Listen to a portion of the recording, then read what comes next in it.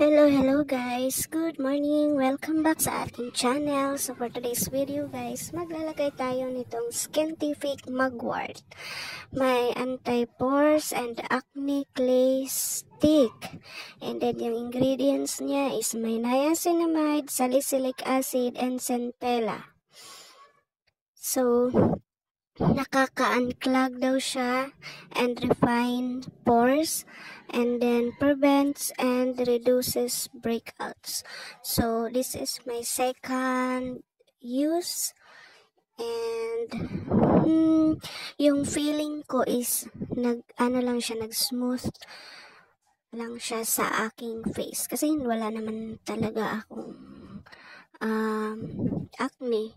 So, nagkakaroon lang ako ng acne if ever coming or after ng menstruation. So, yun.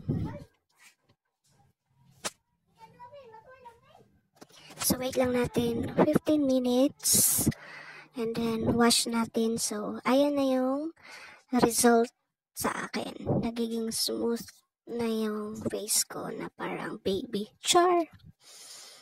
Yan. As you can see, pinipindot-pindot ko pa, char, para makita nyo. And, ayan, pakit lang. Then, gumamit ako ng sunscreen ni Bello. So, ginamit natin yung 2-finger method. Ayan, apply lang and then, tadan!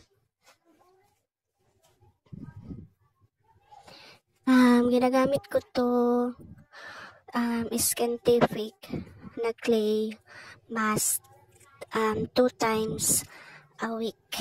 So, ayan. So, guys. And, sana matry nyo din. And, sana mag-work din sa inyo. Bye!